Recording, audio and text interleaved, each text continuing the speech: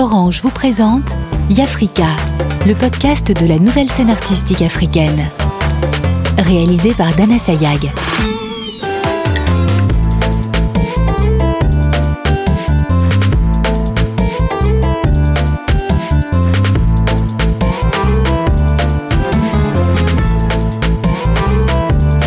Dans cet épisode, nous allons découvrir les portraits d'Agathe Djokam, danseuse, de Simo, chef cuisinier, et du peintre Amadou Sanogo.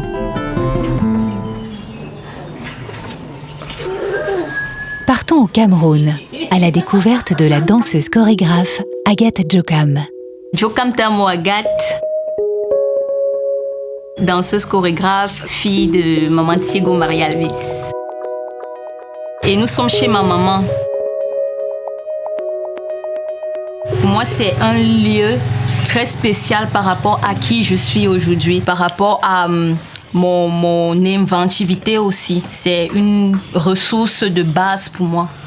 Et après aussi, le fait que ma maman, elle est là, même si au départ, elle n'a pas été d'accord pour le choix que j'ai fait en tant que danseuse chorégraphe, elle reste la personne suprême qui m'a mise au monde. Parce que si elle n'avait pas ce choix-là, moi, je n'aurais pas existé. Je n'aurais pas eu cette possibilité de dire, je fais mon choix. Je passais le temps à gâter le salon de maman que vous avez vu. Je prends les tables, je mets là-bas chaque matin, je travaille, après je remets. L'élément moteur, c'était juste, vas-y, aime ce que tu fais, bouge. J'ai continué mes études en termes de formation en soins infirmiers. C'est à ce moment-là que moi, j'ai fait le choix, en fait. J'ai direct dit, je vis, moi, je ne veux pas faire là. En fait, il y avait un attrait artistique. Toujours en train de dessiner, toujours en train d'écrire un texte. Quand on fait un cours de physique, on parle par exemple de la gravité. Moi, je rentre le soir quand j'apprends, je suis plutôt en train de faire des mouvements pour comprendre de la gravité, cette gravité dont on parle, où je fais des dessins au sol. Et à chaque fois, tout ce qu'on disait, en fait, pour moi, pour mieux comprendre, je transposais tout dans la danse. C'est devenu ma carrière. J'ai dit, voilà, je veux faire dans la danse. Je veux devenir danseuse, chorégraphe. Il y a beaucoup de stimulants. Moi, par exemple, il y a des moments où c'est un geste quotidien et direct, c'est comme une certaine impulsion. Ça commence à me donner des idées. Je commence à voir comment quitter, par exemple, de ce simple geste de se brosser, ça peut devenir quelque chose de plus grand, de plus fort.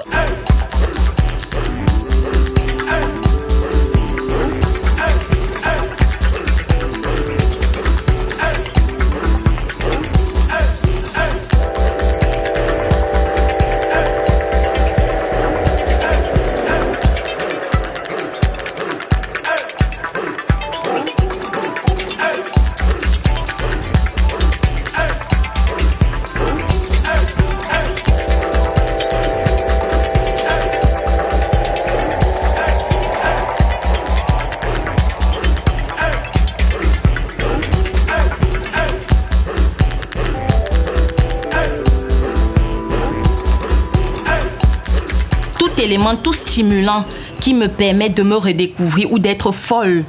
Quelque chose qui m'amène à faire un truc bête, comme on le dit ici, terre à terre.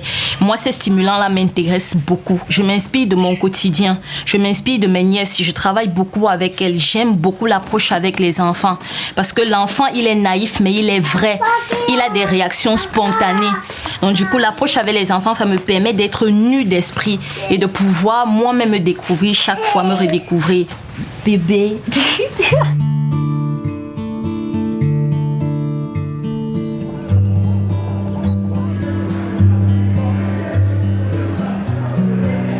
Le corps doit être disponible. C'est athlète physique et athlète psychique. Moi, j'aime bien les folies comme ça. Par exemple, moi, je suis issue de la danse hip-hop. Et dans la danse hip-hop, il y a tellement de mouvements qui renvoient à la performance. Voilà pourquoi il faut aussi un entraînement régulier. Le corps du danseur, c'est son instrument. Et si c'est ton instrument, tu dois prendre soin de ton instrument.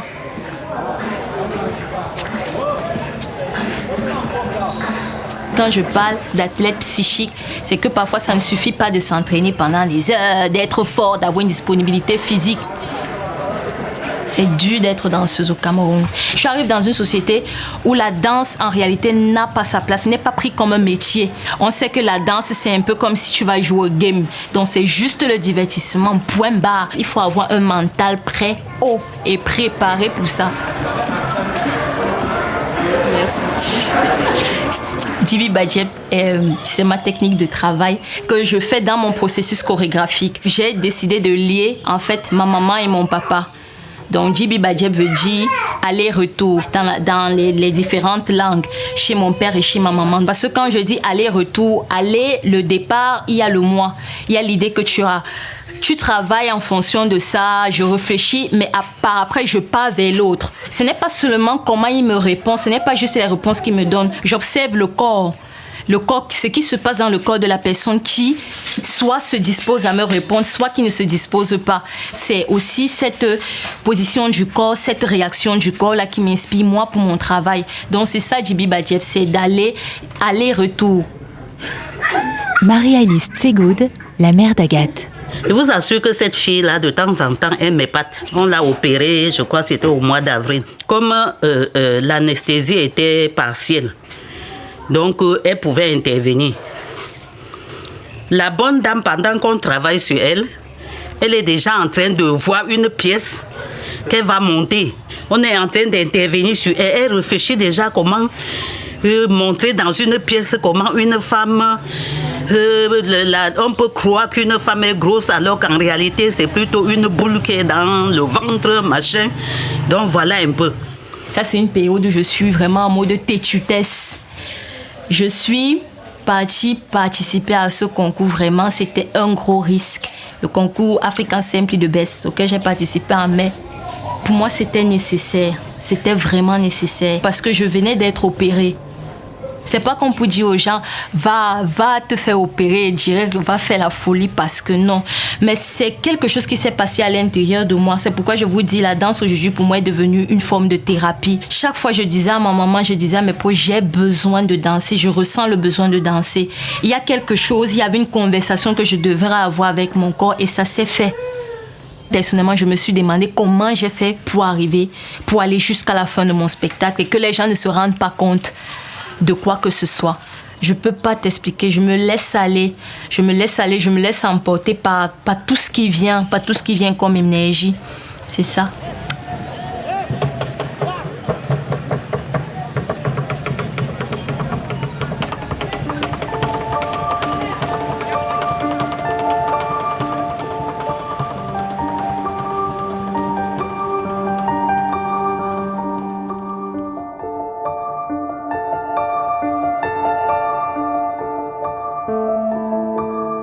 Moi, je sais que même si le corps a des limites, l'esprit peut ne pas avoir de limites. Il peut m'amener à aller au-delà du mouvement. Comment tu penses? Comment tu donnes cette liberté-là à ton corps de se mouvoir? Les limites peuvent devenir des éléments de valeur ou des éléments majeurs. Et c'est ce que je fais aujourd'hui dans mon travail.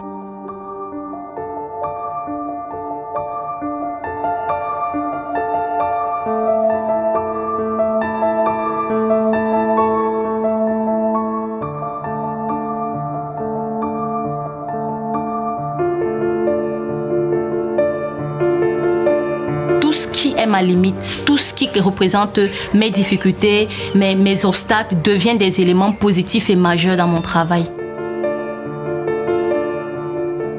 En réalité, moi, c'est pas toujours comprendre ce qui se passe, mais c'est de ressentir ce qui se passe.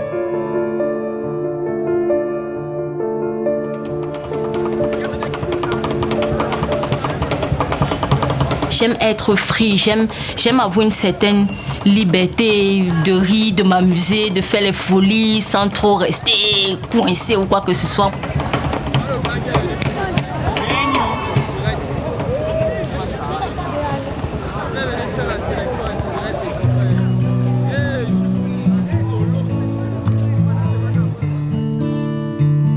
Pour moi, c'est important.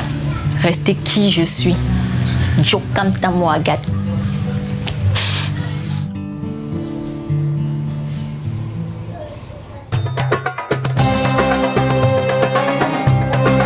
Nous voyageons vers le Maroc, où le chef Simo nous attend pour nous parler de sa cuisine.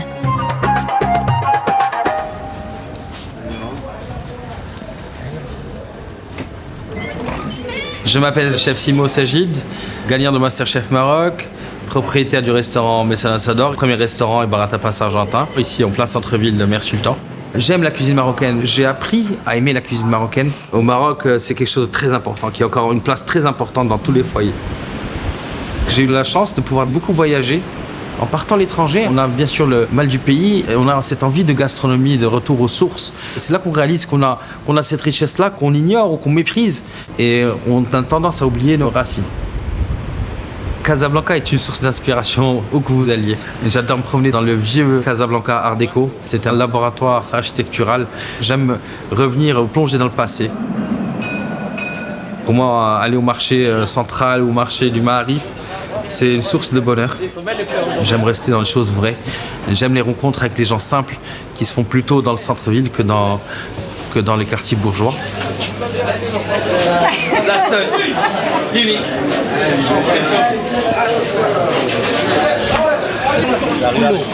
Regardez-moi ça, c'est belle grenade, hein.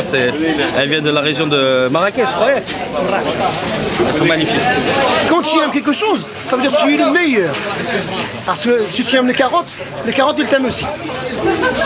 C'est vrai que la cuisine marocaine, il y a toujours la main du cuisinier, la divinité de ce cuisinier qui va lui-même doser les épices et les saveurs. Elle n'est pas figée.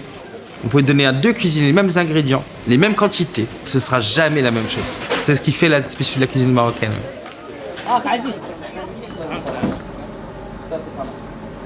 Je suis financier de formation en fait. Et après quelques années passées en finance, je me suis posé quelques questions arrivé à la quarantaine sur mes choix de vie. Et j'ai tout laissé tomber pour essayer de vivre de mes deux passions que j'avais à l'époque, à savoir la musique et la cuisine.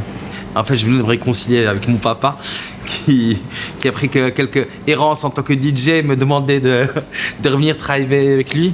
Et j'ai dit, écoute papa, tu sais quoi, finalement, je vais pas revenir travailler avec toi, je vais continuer mes folies et je vais participer à Masterchef. Mais si papa, c'est juste pour un mois ou deux, ne t'inquiète pas. Ça a pris et puis après, l'histoire a fait que j'ai gagné. Et c'était un tournant dans ma vie. Ça, c'est les empanadas, ça ?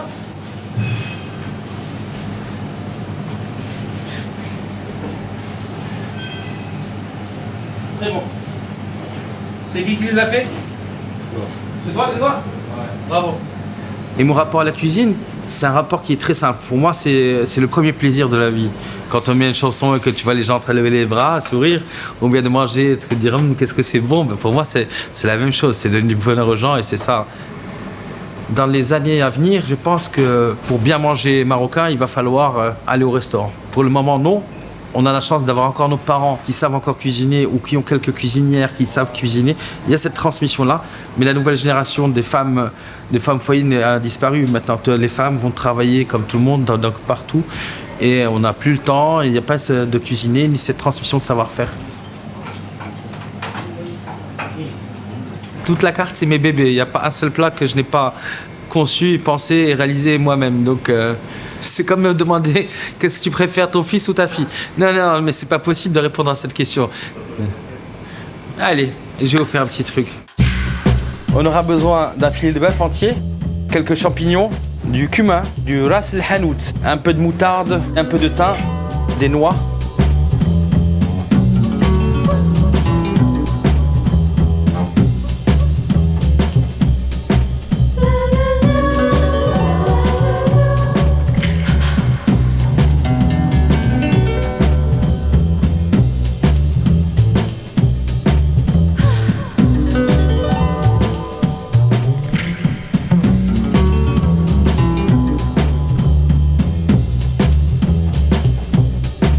Il s'agit d'une pastilla de bœuf.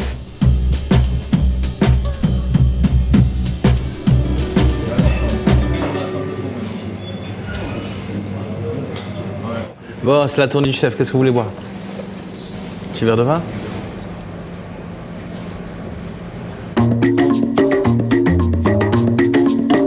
Pour découvrir le peintre Amadou Sanogo, nous prenons la direction du Mali.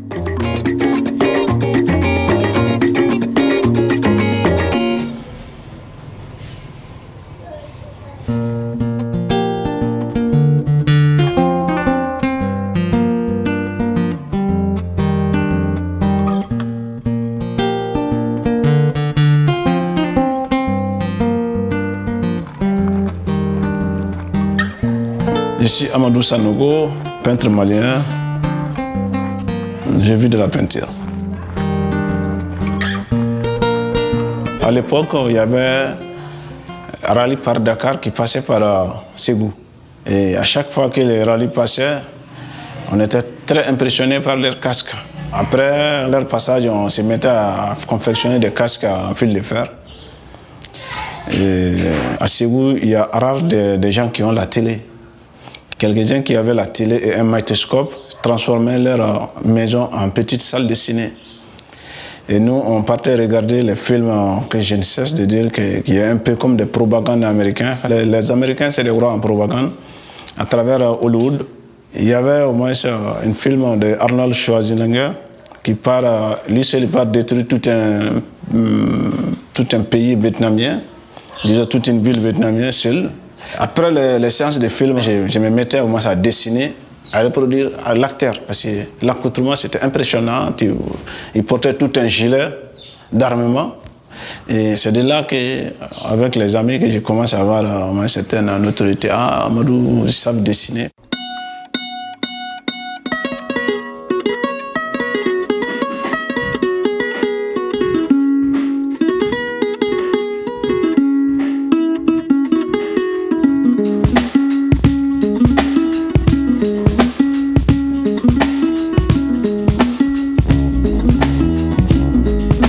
Là, il y a un autre collègue qui m'a dit que Bamako, il y a une école qui risque de m'arranger. Je monte mes dossiers seul.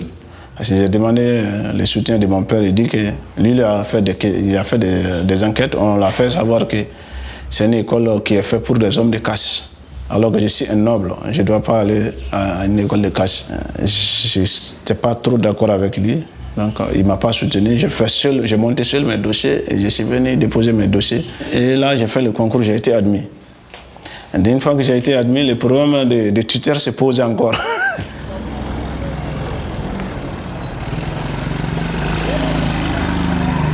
C'est ici que vraiment que tout est commencé. J'avais personne pour m'accueillir. Et ces deux-là sont portés volontaires pour m'héberger et m'accueillir.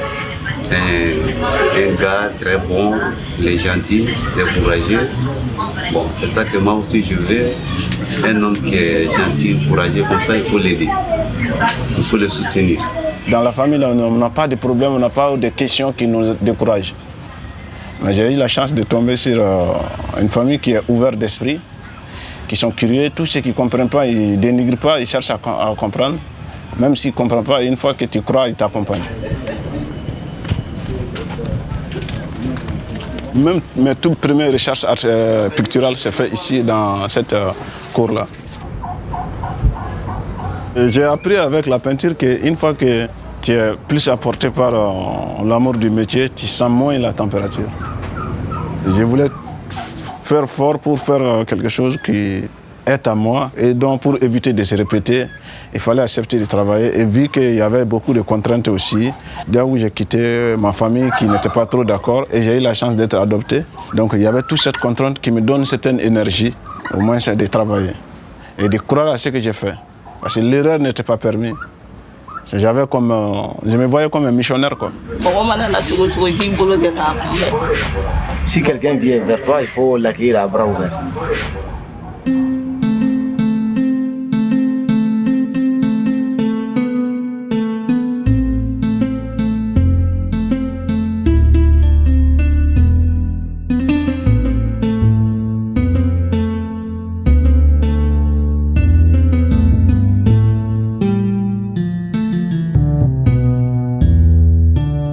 Juste après l'obtention de mon diplôme en 2003, j'ai pris le risque de travailler sur la peinture, de peindre. Et c'est comme ça que les choses sont venues.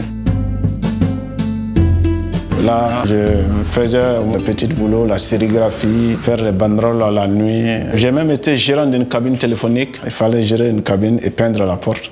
Parce que le plus important pour moi, avoir un temps pour peindre. Et après, j'ai eu au moins quelques mécènes. Par exemple, fin 2004, il y a un Français là, est venu à Bamako voir mes travaux. Il a vu mes travaux, il dit que ouais, ça l'intéresse, il veut acheter des tableaux. Et je ne savais pas vendre mes tableaux. Donc, lui-même, il a donné ce prix. Ça trouvait que j'étais avec mon ami Ibrahim. Donc, on est resté sans mots parce que dans notre logique, on ne savait pas comment vendre une œuvre. À l'époque, nous deux, on avait une revenu mensuel maximum 20 000 francs par mois, qui est à peu près 30 €. Et il vient juste de nous remettre 1 400 € ou 1 500 € comme ça, en espèces. Donc, nous, on pensait qu'il allait retourner récupérer.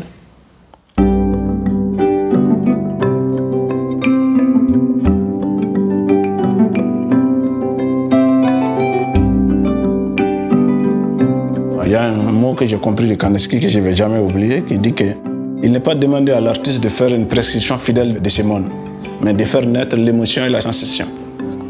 Et il est demandé à l'artiste aussi de se remettre en cause pour comprendre qu'est-ce que c'est que l'émotion et qu'est-ce que c'est que la sensation. Et étant donné qu'il y a le mot « qu'est-ce que », ça veut dire que les recherches artistiques rentrent dans une logique purement philosophique, parce que chaque question suscite notre questionnement. Et souvent, je vois ça dans mes travaux à travers les points. Parce que pour moi, les points, c'est le questionnement. Parce que la vie d'un être humain est remplie des embûches, des coups bas, et des réussites, des échecs. Et à chaque étape, c'est des points. La vie d'un homme se résume entre 2 points, entre les placentas et les tombeaux. Donc les autres, ce n'est que des conventions.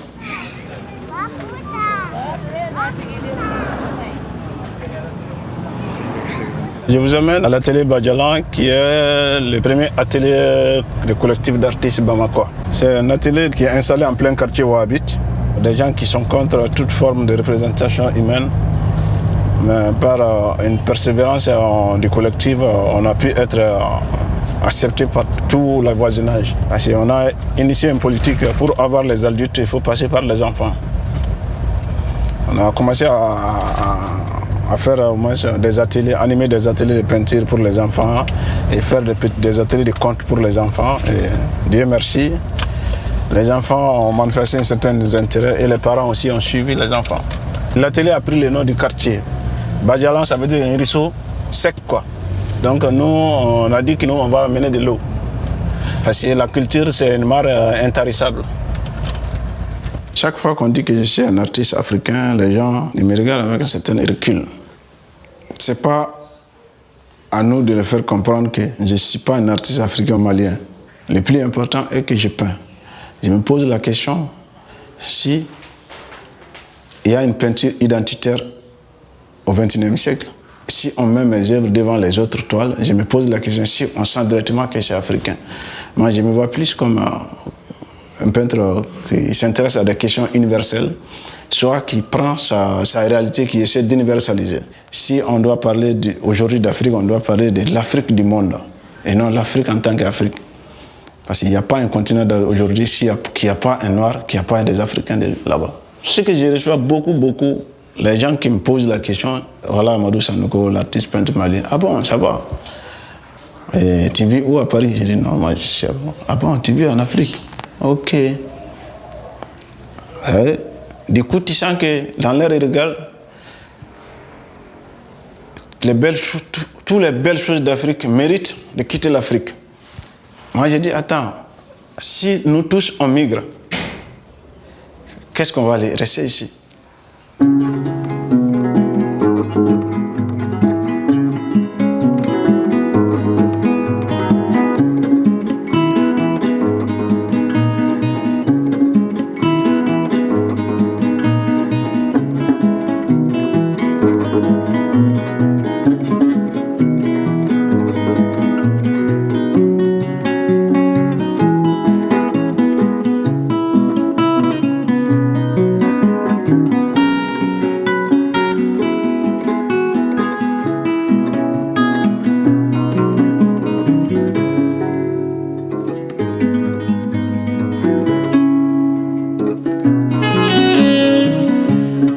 Je me vois plus comme un chercheur dans le monde de la peinture.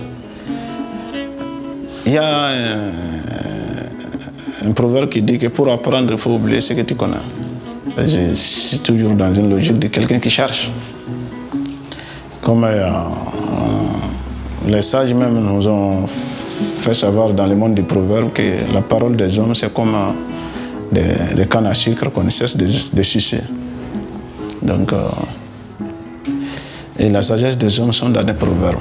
Lorsqu'un enfant manie bien les proverbes, qu'il a profité du bon voisinage des adultes. Et le but des proverbes, c'est éveiller la curiosité à des enfants. Donc je suis plus dans cette logique. Je ne sais pas où je vais, mais je sais quand même là où je suis. Voilà. Le monde qui m'entoure, le monde que je reçois, ça me permet au moins ça, de cogiter les idées et de me remettre en cause.